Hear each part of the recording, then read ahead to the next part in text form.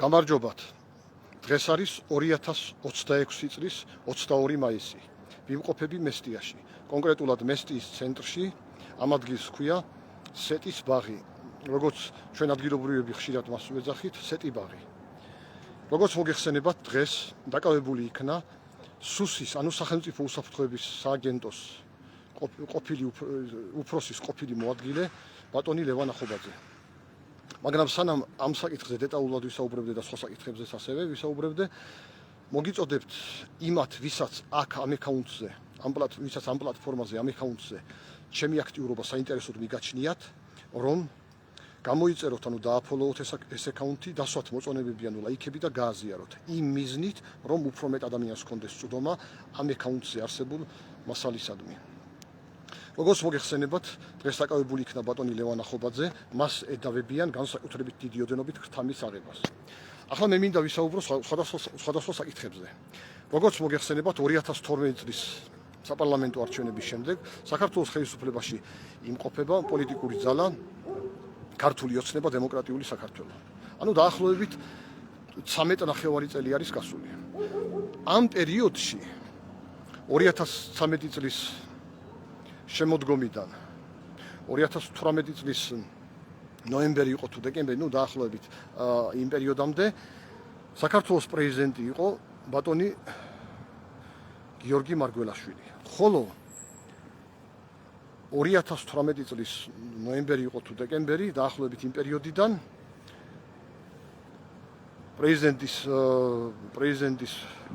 პრეზიდენტის თანამდებობა ეკავა ქალბატონ სალომე ზურაბიშვილს.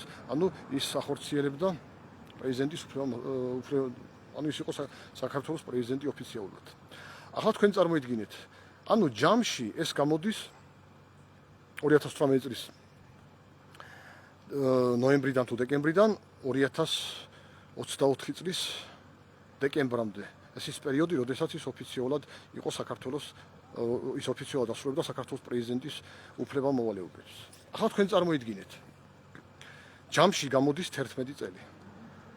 გარდა ამისა, საქართველოს პრემიერ-მინისტრის თანამდებობაზე ამ პერიოდში მუშაობდნენ სხვადასხვა ადამიანები, მაგრამ მათ შორის დაახლოებით 5 წელი საქართველოს პრემიერ-მინისტრის თანამდებობა ეკავა ბატონ ირაკლი ღარიბაშვილს, ხოლო დაახლოებით წელიწად-ნახევარი ბატონ გიორგი გახარიას. ანუ ჯამში 6.5 წელი. წარმოიდგინეთ, 11 წელი ბატონი გიორგი მარგველაშვილი და ქალბატონი სალომე ზურაბიშვილი ახორციელებდნენ საქართველოს პრეზიდენტის ფუნქცია-მოვალეობებს, ხოლო პრემიერ-მინისტრის ფუნქცია-მოვალეობებს კიდე დაახლოებით 6.5 წელი ბატონი ირაკლი ღარიბაშვილი და ბატონი გიორგი გახარია. გარდა ამისა, ბატონი ირაკლი ღარიბაშვილისა და ბატონ გიორგი გახარიას ეკავათ სხვადასხვა თანამდებობები. მათ შორის ბატონი ირაკლი ღარიბაშვილი იყო თავდაცვის მინისტრი, შინაგან საქმეთა მინისტრი, ხოლო ბატონი გიორგი გახარია იყო შინაგან საქმეთა მინისტრი, ეკონომიკისა და მდგრადი განვითარების მინისტრი და ასე შემდეგ და ასე შემდეგ. დღეს ბატონი ირაკლი ღარიბაშვილი დაპატიმრებულია კორუფციული დანაშაულებების ჩადენით, ხოლო ბატონი გიორგი გახარიაზე კიდევ მიმდინარეობს სისხლის სამართლებრივი დევნა, ასევე გარკვეული სისხლის სამართლებრივი დანაშაულებების ბრალდებით. და დღეს ახლა და გარდა ამისა, ამ პერიოდის ხელისუფლების ძალიან მაღალ თანამდებობაზე, საკმაოდ მაღალ თანამდებობაზე მყოფი არაერთი პიროვნება არის დაკავებული და დაპატიმრებული. მათ შორის ახლა ბატონ ლევან ახობაძის შესახებ გელაპარაკეთ, ასევე სუსის, ანუ სახელმწიფო უსაფრთხოების აგენტოს ყოფილი უფროსი გრიგოლ ლილუაშვილი და ასე შემდეგ. არაერთი თანამდებობის პირი.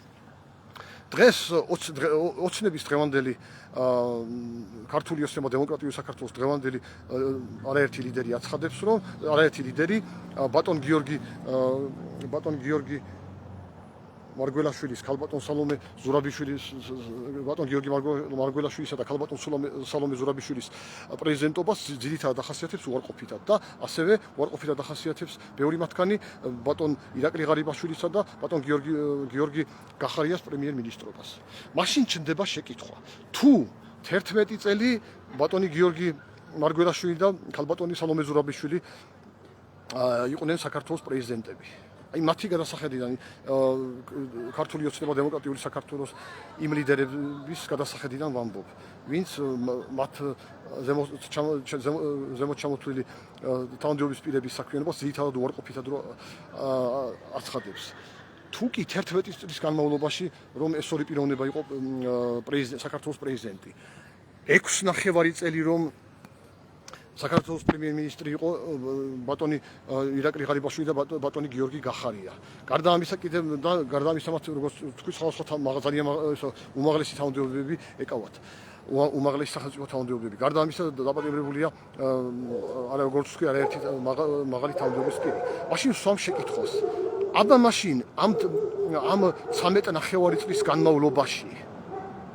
13.5 წლის განმავლობაში თუ მთელი ეს პერიოდი ძირითადად უარყოფითად არის შეფასებული. მაშინ მართლობის ამბავში ქართული ოცნება დემოკრატიული საქართველოს მართლობა როდის იყო ძირითადად დადებითი? ახლა ზოგადად სიტყვა დადებითი და უარყოფითი ხშირად სიტყვა დადებითი პოლიტიკური მართლობა და უარყოფითი ეს ხშირად ძალიან ისეთი პირობითი სიტყვებია, მაგრამ მაინც ამ ყველაფრის გათვალისწინებით, აბა მაშინ დადებითი როდის იყო ძირითადად ქართული ოცნება დემოკრატიული საქართველოს მართლობა, მით უმეტეს რომ ამათ ახლა ვინც ჩამოთვალე უმაღლესი თანამდებობის პირებზეა ლაპარაკი, ორი პრეზიდენტი, ორი პრემიერ-მინისტრი, რომლებიც ასევე სხვა სამინისტროებს ხელმძღვანელობდნენ, ასევე სხვა თანამდებობის პირები. აბა მაშინ როდის შეიძლება შეფასდეს ამ ხელისუფლების მოღვაწეობა დადებითად? მხოლოდ რაღაც პერიოდები, როცა ზემოთ მათი გადასახედიდან ვინც ამას აცხადებს, მხოლოდ ის პერიოდები, როცა ზემოთ ჩამოთვლილი თანამდებობის პირები არ იყვნენ თანამდებობაზე?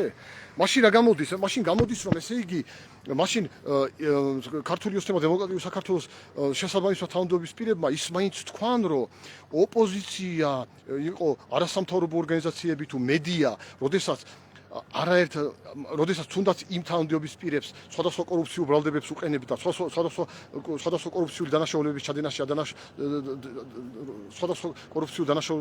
ჩადენაზე ლაპარაკობდა მათი მხრიდან, მაშინ ის მაინც თქვან თავიანთი მხრიდან, რომ იმ ნაწილში მაინცო ის ოპოზიციონერები, ის მედიის წარმომადგენლები და ის არასამთავრობოები მართალი იყვნენ. ეს მაინც თქვან, რომ იმ ნაწილშიო. ამ ყველაფრის და კიდე სხვა ბევრი რაღაცის შედეგი არის ის, რომ უკვე საქართველო 2025 წლის მონაცემებით დემოკრატიის ინდექსის მიხედვით სახელმწიფოების ჩამონათვალში და სადაც ერთ-ერთი უმნიშვნელოვანესად მსოფლიოში ითვლება ეკონომისტის ჩამონათვალი, უკვე ჩაცდა 2011 წლის ან პერიოდის მონაცემებს. ანუ როდესაც საქართველოს ხელისუფლების სათავეში იყო ნაციონალური მოძრაობა და პრეზიდენტი ბატონი მიხეილ სააკაშვილი. 2011 წლის მონაცემებით იმ ეკონომისტის სიაში საქართველოში დემოკრატიის ინდექსი 10 ქულიან სისტემაში შეფასებული იყო 4.74 მიასედი ქულით, 4.7 მიათედი თუ 4.74 მიასედი. 4 ქვევით ოფიციალურად იმ სიაში იწყება ავტორიტარული სახელმწიფოების ჩამონათვალი, რომელიც სრულდება ჩრდილოეთ კორეით, მიანმით, დღევანდელი ბირმა და ავღანეთით. და 2024 წელს იმავე მონაცემებით საქართველო გაუტოლდა 2011 წლის მონაცემებს დაახლოებით, ანუ დაახლოებით 4.7 ქულის ფარგლებში შეფასდა. და ახლა უკვე 2025 წლის მონაცემებით უკვე საქართველოში დემოკრატიის ინდექსის მდგომარეობა შეფასებულია უკვე 4.36 მიასედი ქულით. ანუ უკვე მხოლოდ 0.36 მიასედი აშორებს იმ სიაში ოფიციალურად ავტორიტარულ სახელმწიფო ანუ 4 ქულამდე, რომლის ქვევითაც უკვე რომლის დაბლას უკვე ოფიციალურად იწყება ოფიციალურად ავტორიტარული სახელმწიფოების ჩამონათვალი. სწორედ ამ ყველაფრის ვამბობ, შეხედეთ 2011 წელს ძალიან ცუდად იყო საქართველოს დემოკრატიის მდგომარეობა. ესე იგი დღესაც ძალიან ცუდად და ასე გამოდის საერთაშორისო მონაცემებით. სწორედ ამიტომ ვამბობ, რომ ამ ყველაფრის გათვალისწინებით აუცილებელია ჩემთვის საქართველოში გაძლიერდეს მესამე ძალები, მეოთხე ძალები, მეხუთე ძალები როგორ იქნება, ოღონდ აუცილებლად ლაპარაკი პოლიტიკურ ძალებზე, მესამე ძალა, მეოთხე ძალა, მესამე პოლიტიკური ძალა, მეოთხე პოლიტიკური ძალა, მეხუთე პოლიტიკური ძალა, მაგრამ აუცილებლად გასათვალისწინებელია 5%-იანი ბარიერის არსებობა საპარლამენტო არჩევნებზე.